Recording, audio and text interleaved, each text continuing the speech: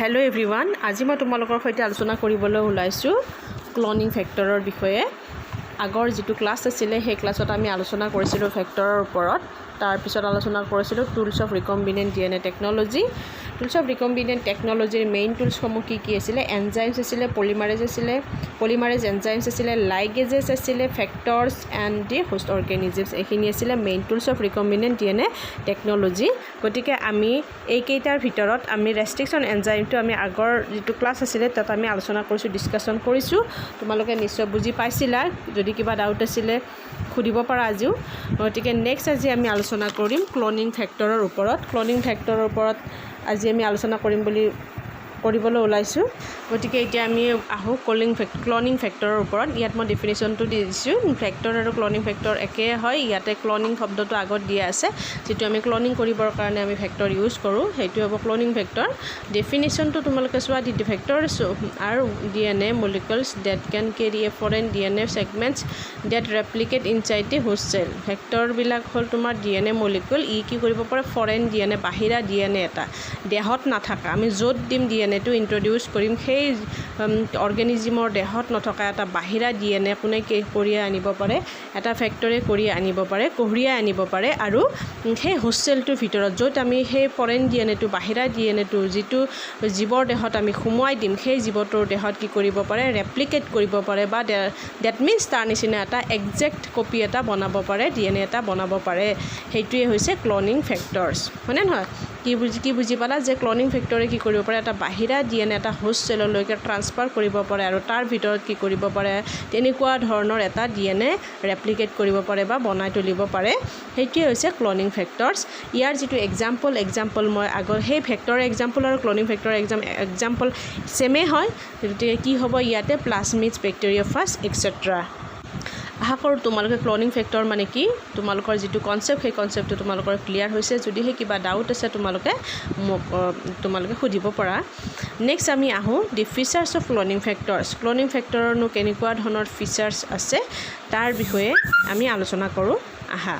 গতিকে ইয়াৰ কি কি গুণ আছে, কেনেকুৱা ধৰণৰ কোৱালিটি থাকিব লাগিব ক্লনিং ফেক্টৰৰ, সেইটো বিষয়ে আমি চাওঁ। প্ৰথমতে আমি ক্লনিং ফেক্টৰৰ যিটো ফিচাৰ্ছ, সেইটো হ'ব তোমাৰ 1 নম্বৰটো হ'ব origin of replication.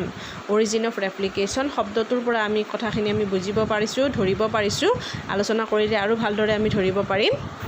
Origin of replication, এই নামটোৰ পৰা চোৱা তোমাৰ অৰিজিন অফ ৰেপ্লিকেশ্যন। অৰিজিন মানে উৎস, মানে ষ্টাৰ্ট হৈছে, য'ৰ পৰা আৰম্ভ হৈছে সেইটো অৰিজিন বুলি কোৱা হয়। অফ ৰেপ্লিকেশ্যন মানে নতুনকৈ DNA এডাল ফৰ্মেশ্যন হোৱাটো য'ৰ পৰা ষ্টাৰ্ট হৈছে, যিটো পইণ্টৰ পৰা, যিটো তোমাৰ পজিশ্যনৰ পৰা ষ্টাৰ্ট হৈছে, সেইটোকে কি বুলি কোৱা হয়? Origin of replication. মানে য'ৰ পৰা ৰেপ্লিকেশ্যন ষ্টাৰ্ট হয় তাকে কি কোৱা হয়? অৰিজিন অফ ৰেপ্লিকেশ্যন বুলি কোৱা হয়।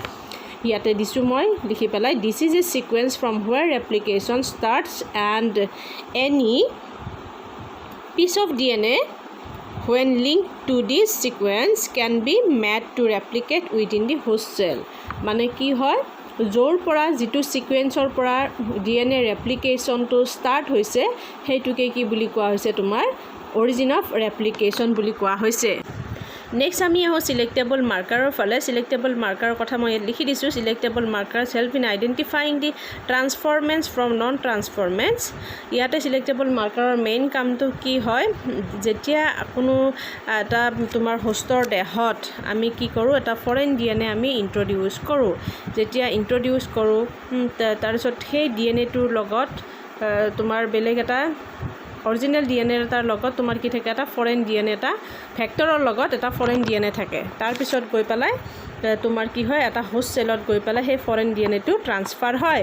ফেক্টৰৰ মাধ্যমেৰে এটা হোষ্ট চেলত ফৰেইন DNAটো ট্ৰান্সফাৰ হয়। যদি ট্ৰান্সফাৰ হৈছে তেতিয়া আমি তাক কি বুলি কওঁ?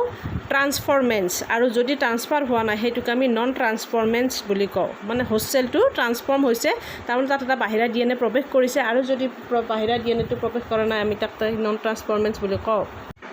সিলেক্টেবল মাৰ্কাৰ সহায়ত আমি কি কৰিব পাৰোঁ এই ফৰেন ডিএনএটো ট্ৰান্সফাৰ হৈছে নে নাই এটা সুস্থৰ দেহত ট্ৰান্সফাৰ হৈছে নে নাই সিলেক্টেবল মাৰ্কাৰৰ সহায়ত আমি সিলেক্ট কৰি উলিয়াব পাৰোঁ তেনেকুৱা ধৰণৰ সিলেক্ট কৰি উলিয়াবৰ কাৰণে কিছুমান বিশেষ ধৰণৰ সিলেক্টেবল মাৰ্কাৰ ইউজ কৰা হয় সেইবিলাকৰ নাম হ'ল এম্পিচিলিন টেট্ৰাচাইক্লিন এক্সেট্ৰা এইবিলাকে হ'ল সিলেক্টেবল মাৰ্কাৰ এই মাৰ্কাৰবিলাকৰ সহায়ত আমি কি কৰিব পাৰোঁ কোনো এটা সুস্থৰ চেলত ফৰেন ডিএনএ এটা ট্ৰান্সফাৰ হৈছে নে নাই সেইটো আমি প্ৰমাণ কৰি উলিয়াব পাৰোঁ পৰীক্ষা কৰি উলিয়াব পাৰোঁ যদি ট্ৰান্সফাৰ হৈছে সেইটোক আমি কি বুলি ক'ম ট্ৰান্সফৰমেন্স বুলি ক'ম আৰু যদি হোৱা নাই সেইটো আমি নন ট্ৰান্সফৰমেন্স বুলি কওঁ গতিকে সিলেক্টেবল মাৰ্কাৰৰ সহায়ত ফৰেন ডিএনএ এটা সুস্থৰ চেলত প্ৰৱেশ কৰিছে নে নাই বা ট্ৰান্সফাৰ হৈছে নে নাই সেইটো আমি সিলেক্ট কৰি উলিয়াব পাৰোঁ কিহৰ সহায়ত সিলেক্টেবল মাৰ্কাৰৰ সহায়ত ইয়াৰ কিছুমান এক্সাম্পল দিছোঁ সিলেক্টেবল মাৰ্কাৰৰ এম্পিচিলিন আছে তেনেকুৱা সিলেক্টেবল মাৰ্কাৰ টেট্ৰাচাইক্লিন এইবিলাক হ'ল সিলেক্টেবল মাৰ্কাৰৰ উদাহৰণ এইবিলাক সব এণ্টিবায়'টিক হয় এম্পিচিলিন এটা এণ্টিবায়'টিক টেট্ৰাচাইক্লিন এটা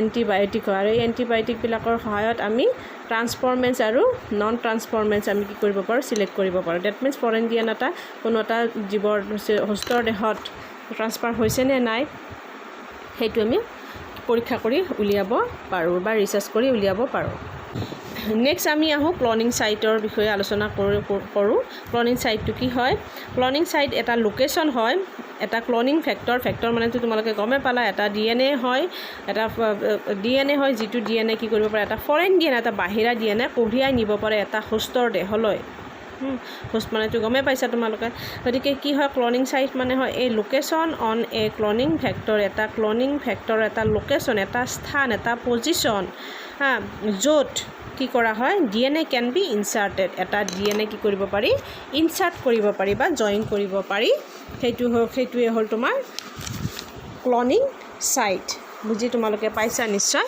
গতিকে ক্লনিং সাইট কোনো এটা ফেক্টৰত যিটো লোকেশ্যনত এটা ফৰেন ডিএনএ আমি ইনচাৰ্ট কৰিব পাৰোঁ সেই লোকেশ্যনটোকে তোমাৰ ক্লনিং সাইট বুলি কোৱা হয় নেক্সট আমি আহোঁ vectors for cloning genes in plants and animals কোনবিলাক ভেক্টৰ আমি ক'ত ব্যৱহাৰ কৰোঁ প্লাণ্ট বা এনিমেলৰ ক্ষেত্ৰত আমি কোনবিলাকনো ভেক্টৰ ব্যৱহাৰ কৰোঁ সেই বিষয়ে অকণমান আলোচনা কৰোঁ বিশেষ ভেক্টৰহে আমি প্লাণ্টৰ ক্ষেত্ৰত আমি ইউজ কৰিব পাৰোঁ বা এনিমেলৰ ক্ষেত্ৰত আমি ইউজ কৰিব পাৰোঁ গতিকে চাওঁ আহাচোন কোনবিলাক ভেক্টৰ প্লাণ্টছত ইউজ কৰা হয় কোনবিলাক ভেক্টৰনো এনিমেলছত ব্যৱহাৰ কৰা হয় গতিকে এগৰ'বেক্টেৰিয়াম টিউমিফিচিয়েন্স এই নামটো তোমালোকে মনত ৰাখিবা খুব ইম্পৰ্টেণ্ট হয় এই ভেক্টৰটো এইটো এটা বেক্টেৰিয়া হয় গ্ৰাম নিগেটিভ বেক্টেৰিয়া আৰু এইটো কি হিচাপে ব্যৱহাৰ কৰা হয় ভেক্টৰ হিচাপে ব্যৱহাৰ কৰা হয় প্লাণ্টৰ ক্ষেত্ৰত এটা ফৰেন ডিএনএ ট্ৰান্সফাৰ কৰিবৰ কাৰণে এগৰ'বেক্টেৰিয়াম টিউমিফিচিয়েন্সটো প্লাণ্টৰ ক্ষেত্ৰত ইউজ কৰা হয় গতিকে এনিমেলৰ ক্ষেত্ৰত বিশেষকৈ and in the case of animal